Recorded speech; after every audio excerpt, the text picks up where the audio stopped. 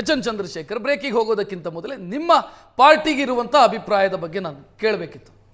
ಗೋವಿಂದ ಕಾರಜೋಳ ಹೇಳ್ತಾರೆ 15 ದಿನದಲ್ಲಿ ಮುಖ್ಯಮಂತ್ರಿ ಚೇಂಜ್ ಆಗ್ತಾರೆ.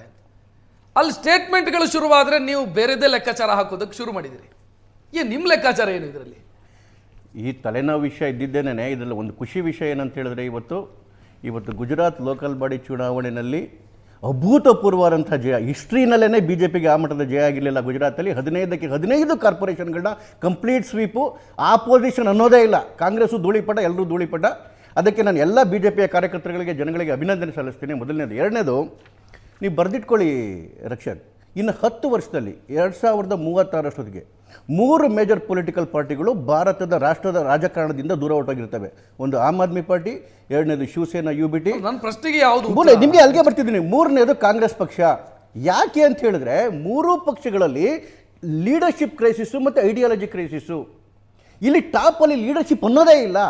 ಹಾಗಾಗಿ ಏನಾಗೋಗಿದೆ ಅಂತ ಹೇಳಿದ್ರೆ, ಎಲ್ಲ ಸಣ್ಣ ಪುಟ್ಟ ಲೀಡರ್ಗಳನ್ನು ಕೂಡ ಇವತ್ತು ಜೋರಾಗಿ ಮಾತಾಡ್ತಕ್ಕಂಥದ್ದು, ಬಂಡೆ ಹೇಳ್ತಕ್ಕಂಥದ್ದು, ಇದು ದೊಡ್ಡ ಮಟ್ಟದಲ್ಲಿ ನಡೀತಾ ಇದೆ. ನೀವು ಇವತ್ತು ಹೇಳ್ತೀರಿ DK ಶಿವಕುಮಾರ್ನ ಮುಖ್ಯಮಂತ್ರಿ ಮಾಡಿಬಿಟ್ರು ಅಂತ ಇಟ್ಕೊಳ್ಳಿ. ಫಾರ್ ಸಪೋಸ್ ಪ್ರಾಬ್ಲಮ್ ಸಾಲ್ವ್ ಆಗುತ್ತಾ? ದ ವೆರಿ ಮೊಮೆಂಟ್ ಇನ್ನೊಂದು ಬಂಡೆ ಸ್ಟಾರ್ಟ್ ಆಗುತ್ತೆ. ಜಾರಕಿಹೊಳಿ ವರ್ಸಸ್ DK ಶಿವಕುಮಾರ್ ಶುರುವಾಗುತ್ತೆ. KN Rajanna versus DK Shivakumar ಶುರುವಾಗುತ್ತೆ. DK ಶಿವಕುಮಾರ್ ವರ್ಸಸ್ ಪರಮೇಶ್ವರ್ ಶುರುವಾಗುತ್ತೆ. ಅದ್ರ ಅರ್ಥ ಏನು ಅಂತ ಹೇಳಿದ್ರೆ, ಇದಕ್ಕೆ ಸೊಲ್ಯೂಷನ್ ಅನ್ನೋದೇ ಇಲ್ಲ. ಆಗಲೇ ನಮ್ಮ ರಮೇಶ್ ಬಾಬು ಒಂದು ಮಾತು ಹೇಳಿದ್ರು, ರಾಹುಲ್ ಗಾಂಧಿಯವರು ಡಿಸಿಷನ್ ತಗೊಂಡ್ರೆ ಅದು ಫೈನಲ್ ಆಗುತ್ತೆ ಅಂತೇಳಿ. ಯಾವತ್ತು ಡಿಸಿಷನ್ ತಗೊಂಡಿದ್ದಾರೆ ನಿಮ್ಮ ರಾಹುಲ್ ಗಾಂಧಿ? ಆ ಡಿಸಿಷನ್ಗೆ ಯಾರು ಕೇರ್ ಮಾಡಿದ್ದಾರೆ? ಇದೇ ಪರಿಸ್ಥಿತಿ ರಾಜಸ್ಥಾನದಲ್ಲಿತ್ತು. ಅಶೋಕ್ ಗೆಹ್ಲೋಟ್ ಮತ್ತು ಸಚಿನ್ ಪೈಲಟ್ ಮಧ್ಯೆ ಡಿಸಿಷನ್ ತಗೊಂಡ್ರೆ ಯಾರು ಕೇರ್ ಮಾಡ್ತಿದ್ರು?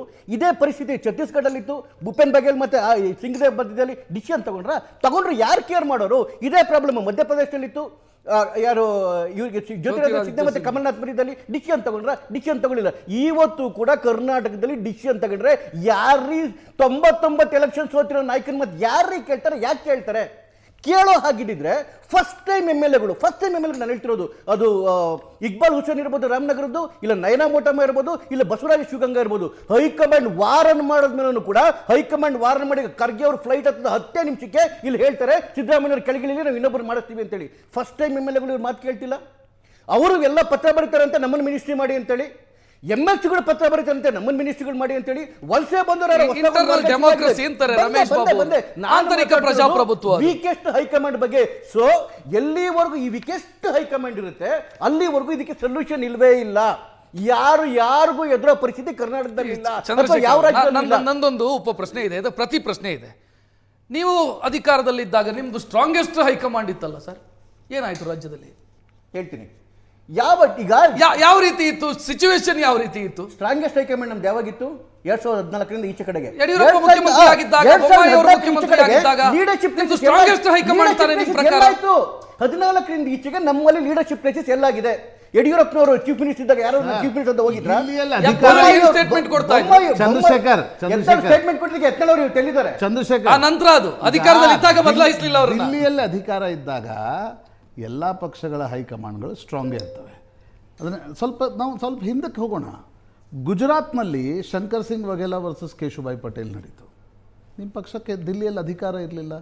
ಏನಾಯ್ತಲ್ಲಿ? ದಿಲ್ಲಿಯಲ್ಲಿ 3 ಮುಖ್ಯಮಂತ್ರಿಗಳು ಮದನ್ ಲಾಲ್ ಖುರಾನಾ, ಸಾಹಿಬ್ ಸಿಂಗ್ ವರ್ಮಾ, ಸುಷ್ಮಾ ಸ್ವರಾಜ್ರನ್ನು ಕೊಟ್ರಿ. ಆಗ ನಿಮ್ಮ ಪಕ್ಷ ದಿಲ್ಲಿಯಲ್ಲಿ ಅಧಿಕಾರದಲ್ಲಿರಲಿಲ್ಲ. ಏನೆಲ್ಲ ಕಿತ್ತಾಟ ನಡೀತು? ಕರ್ನಾಟಕದಲ್ಲಿ 2011ರಲ್ಲಿ ನಿಮ್ಗೆ ನೆನಪುಂಟ?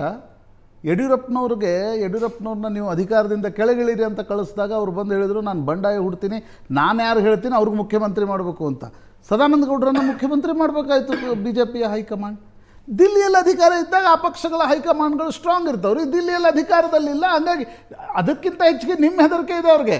ಒಳ್ಳೆ ಪ್ರಶ್ನೆ ಕೇಳಿದ್ರೆ ನಾನು ಉತ್ತರ ಹೇಳ್ತೀನಿ. ಗುಜರಾತಲ್ಲಿ ಶಂಕರ್ ಸಿಂಗ್ ವಘೇಲಾ ಮತ್ತು ಕುಶುಭಾ ಪಟೇಲ್ ಅವರ ಇದರಲ್ಲಿ ಏನಾಯಿತು? ಶಂಕರ್ ಸಿಂಗ್ ವಘೇಲಾ ಪಕ್ಷದಿಂದ ಆಚೆ ಕಡೆಗೆ ಹಾಕ್ಲಿಕ್ಕಾಯ್ತು. ಕೇಶುಭಾಯ್ ಪಟೇಲ್ ಅಧಿಕಾರ ನೋಡಿದ್ರು. ಡೆಲ್ಲಿನಲ್ಲಿ 3 ಜನ ಮುಖ್ಯಮಂತ್ರಿಗಳು. ಮದನ್ ಲಾಲ್ ಖುರಾನಾ ಯಾಕೆ ಹೋದ್ರು? ಅವರೇ ರಾಜೀನಾಮೆ ಕೊಟ್ಟಿದ್ದು ಜೈನ್ ಡೈರಿ ಒಳಗಡೆ ಹೆಸರಿದೆ ಅಂತೇಳಿ ಅವ್ರು ರಾಜೀನಾಮೆ ಕೊಟ್ಟರು.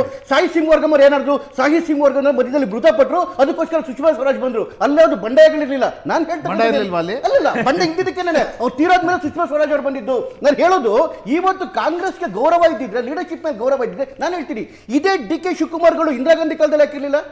ಇದೇ ಡಿ ಕೆ ಶಿವಕುಮಾರ್ಗಳು ರಾಜೀವ್ ಗಾಂಧಿ ಕಾಲದಲ್ಲಿ ಯಾಕಿರ್ಲಿಲ್ಲ, ಇವತ್ತು ಯಾಕೆ ಬಂದಿದೆ? ಯಾಕೆ ಬಂದಿದೆ ಅಂತ ಹೇಳಿದ್ರೆ ನಾನು ಹೇಳಿದ್ದು ನೋಡಿ, 11 ಜನ ಮುಖ್ಯಮಂತ್ರಿಗಳಾಗಿದ್ದವರು ಅಕ್ರಾಸ್ ದ ನೇಷನ್, ಕಾಶ್ಮೀರದಿಂದ ಕನ್ಯಾಕುಮಾರಿವರೆಗೆ ಮುಖ್ಯಮಂತ್ರಿಗಳಾಗಿದ್ದರು. ಆ ಪಕ್ಷ ಬಿಟ್ಬಿಟ್ಟು ಆಚೆ ಕಡೆಗೆ ಬಂದಿದ್ದಾರೆ, ಕಾಂಗ್ರೆಸ್ ಪಕ್ಷದಿಂದ ಆಚೆ ಕಡೆಗೆ. ಕಾಶ್ಮೀರದಲ್ಲಿ ಗುಲಾಂ ನಬಿ ಆಜಾದ್, ಪಂಜಾಬ್ನಲ್ಲಿ ಅಮರೀಂದರ್ ಸಿಂಗ್, ಉತ್ತರ ಪ್ರದೇಶದಲ್ಲಿ ಎನ್ ಡಿ ತಿವಾರಿ, ಉತ್ತರಾಖಂಡದಲ್ಲಿ ವಿಜಯ್ ಬಹುಗುಣ, ನೀವು ಛತ್ತೀಸ್ಗಢದಲ್ಲಿ ಅಜಿತ್ ಜೋಗಿ, ಮಹಾರಾಷ್ಟ್ರದಲ್ಲಿ ಅಶೋಕ್ ಚೌಹಾಣ್, ಗೋವಾದಲ್ಲಿ ದಿಗಂಬರ್ ಕಾಮತ್, ಕರ್ನಾಟಕದಲ್ಲಿ ಎಸ್ ಎಂ ಕೃಷ್ಣ, ಆಂಧ್ರದಲ್ಲಿ ಕಿರಣ್ ಕುಮಾರ್ ರೆಡ್ಡಿ, ನೀವು ಪಾಂಡಿಚೇರಿಯಲ್ಲಿ ಎನ್ ರಂಗಸ್ವಾಮಿ, ನೀವಿದ್ದೀರಲ್ವಾ ಈಗ ಆದರ್ಶ ಗೋಟಾಲದಲ್ಲಿ ಅಶೋಕ್ ಚೌಹಾಣ್ರ ಹೆಸರು ಹೇಳಿ ಅವ್ರನ್ನ ಕರ್ಕೊಂಡು ಬಂದು ಸಂಸದರನ್ನಾಗಿ ಮಾಡಿದ್ ನೀವಿದ್ದೀರಿ ಎದುರುಗಡೆ, ಅದಕ್ಕೆ ಬರ್ತಾ ಇದ್ದಾರೆ. ನೀವು ಶಾರದಾ ಚಿಟ್ ಫಂಡ್ ತಗೊಳ್ಳಿ, ಅದರಲ್ಲಿ ಮುಕುಲ್ ರಾಯ್ ಅಥವಾ ಇವ್ರ ತಗೊಳ್ಳಿ, ಯಾರ್ದಾರು ಒಬ್ಬರ ಮೇಲೆ ಇವತ್ತಿನ ಎನ್ಕ್ವೈರಿ ನಿಂತಿದ್ಯಾ? ಎನ್ಕ್ವೈರಿ ನಿಂತಿಲ್ಲ. ನಾನು ಹೇಳೋದು ಕಾಂಗ್ರೆಸ್ ಹೈಕಮಾಂಡ್ ವೀಕ್ ಆದಾಗಲೇ ಶಶಿ ತರೂರ್ಗಳು ಹುಡ್ತಾರೆ, ಕಾಂಗ್ರೆಸ್ ಹೈಕಮಾಂಡ್ ವೀಕ್ ಆದಾಗಲೇ ಮನೀಶ್ ತಿವಾರಿಗಳು ಹುಡ್ತಾರೆ. ಈ ಸಿಚುವೇಶನ್ ಗೆ ಕಾಂಗ್ರೆಸ್ ಹೈಕಮಾಂಡ್ ಕಾರಣ, ಅವರು ಸ್ಟ್ರಾಂಗ್ ಇಲ್ಲದೆ ಇರೋದು ಇದಕ್ಕೆ ಕಾರಣ ಅಂತ ಹೇಳ್ತಾ ಇರುತ್ತವೆ. ನೀವು ಇದು ಡಿ ಕೆ ಶಿವಕುಮಾರ್ ಒಂದೇ ಪ್ರಾಬ್ಲಮ್ ಅಲ್ಲ, ಕಾಂಗ್ರೆಸ್ ಅಲ್ಲಿ ಇರ್ತಕ್ಕಂಥ ಪ್ರತಿಯೊಬ್ಬ ಕಾರ್ಯಕರ್ತನು ಕೂಡ ಇವತ್ತು ಸೆಟೆದು ನಿಂತಿದ್ದಾನೆ. ಯಾರಿಗೂ ತಲೆ ಕೆಡಿಸ್ಕೊಳ್ಳಲ್ಲ. ಇವತ್ತು ಡಿ ಕೆ ಪ್ರಾಬ್ಲಮ್ ಸಾಲ್ವ್ ಆದ್ರೆ ನಾಳೆ ಜಾರಕಿಹೊಳಿ ಪ್ರಾಬ್ಲಮ್ ಸ್ಟಾರ್ಟ್ ಆಗುತ್ತೆ, ಜಾರಕಿಹೊಳಿ ಮುಗಿದ್ರೆ ಪರಮೇಶ್ವರ್ ಪ್ರಾಬ್ಲಮ್ ಸ್ಟಾರ್ಟ್ ಆಗುತ್ತೆ. ಹಾಗಾಗಿ ಈ ಕಾಂಗ್ರೆಸ್ ಇರೋವರೆಗೂ ಈ ಪ್ರಾಬ್ಲಮ್ ಸಾಲ್ವ್ ಆಗಲ್ಲ. ಅಲ್ಲಿವರೆಗೂ ಜನ ರಮೇಶ್ ಕ್ವಿಕ್ ಆಗಿ ಅದಕ್ಕೆ ನಾನು ಮತ್ತೆ ಪ್ರಶಾಂತ್ ನಾಥ್ ಅವ್ರ ಹತ್ರ ಬರ್ತೀನಿ.